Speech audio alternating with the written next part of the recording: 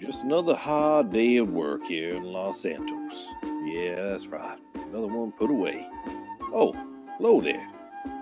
You want to be a part of the Los Santos Police Department? Well, you do know it's a lot of hard work, right? There's a whole lot of shoveling shit. Well, my mom always told me that you do have to shovel the shit before you can milk the cow. But if you're up for the challenge, I'll show you a thing or two.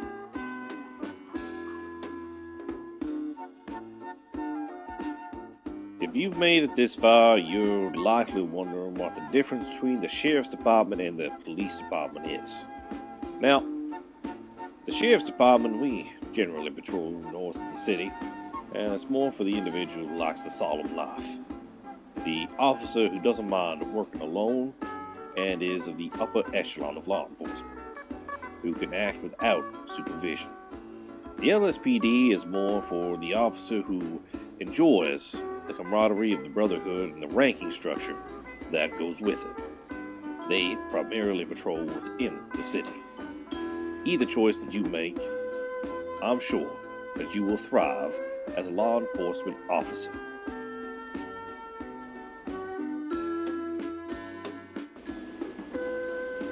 Well, it's been awful slow today, so I think this is a good time to go over use of sirens. Right here on your dash, you can click the E button, and that will start your sirens at code 3, which means they are both audible and visual. Usually code 3 sirens are used when you're the lead unit in a chase, where civilians can both see and hear you. After that, to bring them to code 2, you can press the G key, and that no longer makes them audible. Code 2s are used so that you are visible as a secondary unit in a chase, while the primary car in the chase uses code 3 sirens. Well, if it keeps up quiet like this today, I guess we'll just be sitting around on our thumbs. Show Paul 1 at a 1080. Show Sierra 1 going 76 to your location. Take note that when I say 76, that means 1076, which means that I am en route to the location that I have stated. We are currently following suit to the directions that have been given to us by the lead unit. Show us heading now on East San Andreas Avenue, almost to your location. Please watch as I slow down for red lights as to make sure that I am not T-boned in the intersection and further endangering civilian lives.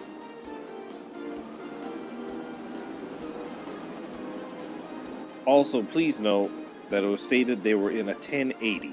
A 1080 means an active chase situation. Sierra 1 has joined the 1080 and is now north on Popular Street. Please watch as I overtake the lead unit here who has lost their bearing. I am now switching to code 3 sirens. Please be advised I have in sight a purple two-door Yosemite headed west on Howick Avenue at high rates of speed, driving dangerously and recklessly. Pull over, sir. This is the Los Santos Sheriff's Department. This is Sheriff Everett. Please be advised the 1080 has now turned to a 1038. Show Sierra 1 in a 1038 with a burgundy two-door Yosemite on North Power Street. Now get it 1028 and 1029, please. Please be advised that when I ask for a 1028, I am asking for a registration check, which means that I'm checking the registration of the license plate listed in front of me. When I ask for a 1028 and a 1029, a 1029 means I'm looking for any active warrants and priors that this individual may have on them.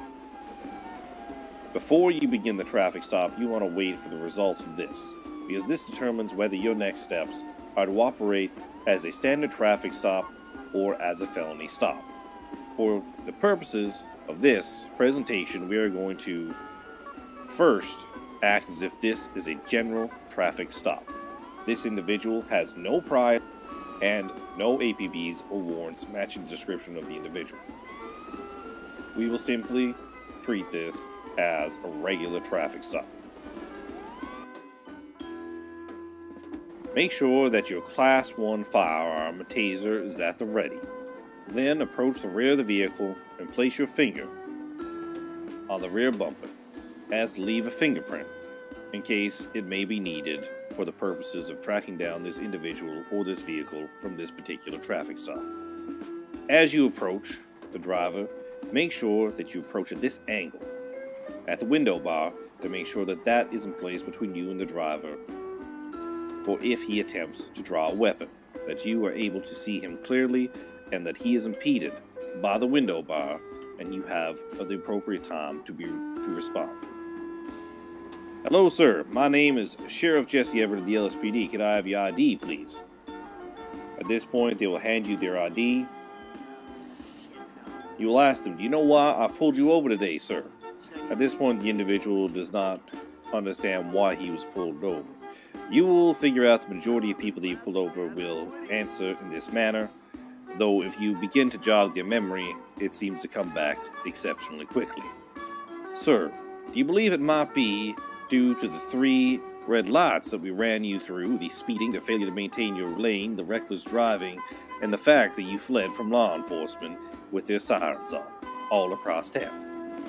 At this point, you've now determined that the individual understands where he has messed up.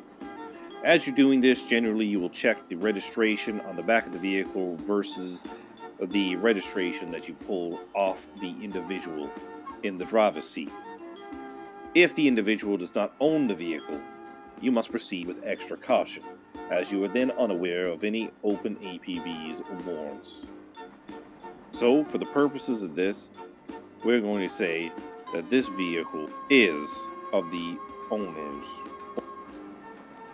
At this point, what you want to do is you want to instruct the individual of the exact charges that he has committed and talk through what you are going to be ticketing with him with today. In this case, as we said just a moment ago, this will be failure to yield to a red light ×3 and speeding.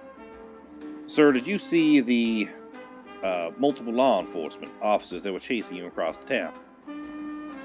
At this point in the exercise, you need to determine whether this individual should be charged with reckless driving or levied a heavier fine. For the purposes of this individual has no priors or open APBs, warrants, so I will give him a strict warning to not flee from law enforcement in the future, and then ticket him for the traffic violations of which we have witnessed. Alright, sir, today I'm going to charge you with failure to yield to a red light ×3, failure to maintain your lane, and negligent driving. Do you understand me? Right, the total fine is going to add up to be about $3,500. And I need you to promise me that in the future, when law enforcement hails you, you will stop it. At this point, you'll go to your phone, to the police menu within your phone, and you will find them custom, and write out the charges, consult your penal code, and levy the appropriate fine, where he will then sign it, and you will return.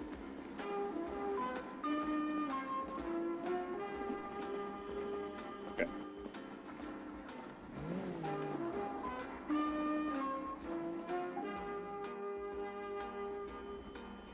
For the purposes of this traffic stop, we will conduct this as a felony stop. Now, a felony stop, it is even more important the way that you position your car. Please take note that I have angled the front of my vehicle out towards the oncoming lane of traffic. The reason that this is done is to protect both the driver and the individual within the vehicle from the dangers of the oncoming traffic. As we call for our 1028 and 1029 here, which is both our registration check and our check for open APBs and warrants, what will happen is that we will find out that this man has an open warrant, and we will have to respond correctly. Registration is going to be 03 Utah Echo 0035.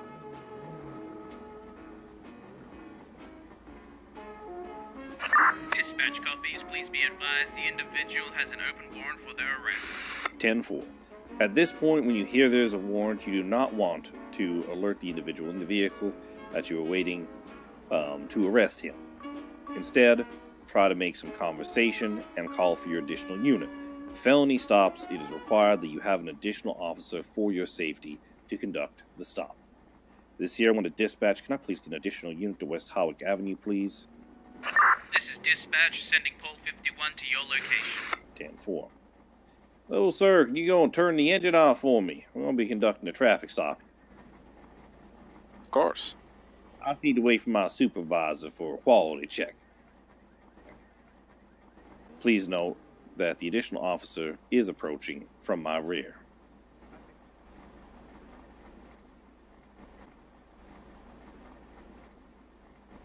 As your additional unit arrives and the suspect is at ease, make sure to exit your vehicle carefully with your Class 1 firearm drawn at the ready. Move outward and take aim at the rear tires of the vehicle, both you and your partner, and begin to announce yourself clearly and concisely so that there is no doubt of the instructions that are being issued. Sir, I am Sheriff Jesse Everett of the Los Santos Sheriff's Department. I'm going to need you to exit the vehicle slowly with your hands above your head, sir. Do not make any sudden move. This is a felony stop, sir. You have an active warrant. Sir, I need you to back it up slowly. Look through your eyes and back it up slowly towards my voice with your hands interlocked, fingertips interlocked behind your head. Come on now. Back it up nice and slow. Nice and slow. Turn it around. After the individual has been cuffed, you want to make sure that they are brought safely out of the lane of traffic to the side and searched. In this case, we have instructed him to go up against this wall and we then begin to pat him down, which you can do through your phone with the police menu and pat down. After patting him down, you may or may not see illegal weapons or illegal contraband. At that point, you will seize illegals and seize weapons from the individual, as is standard in a felony stop, no matter if they were used in a crime at this time or not. They must be seized. After this point, you will then read the individual their rights. Sir, please be advised that you do have the right to remain silent. Anything you say can or will be used against you in a court of law. You have the right to an attorney. If you cannot afford an attorney, one will be provided to you by the state if available. Do you understand these rights as I have read them to you? Make sure that the individual in question does understand their rights. Rights, the Miranda rights are very important for only one reason and one reason alone. That is the fact that anything the individual says in your custody from the time that you have placed them in handcuffs cannot be used against him if his rights are not read, meaning that he could blatantly admit to a murder and you would not be able to charge him. Not to mention, if you then proceed to book an individual without legal representation or having let the individual know that they could call for a lawyer at any time and be provided to by legal services, there is a chance for a conviction to be overturned. Make sure that you know your Miranda rights and that for good practice you read them even when detaining a suspect. Well, there you go, criminal scum. Make your way on over to the crib. Yeah, that's all she wrote for you, buddy. Tell Tyrone I said hi. I hope rehabilitation's going good.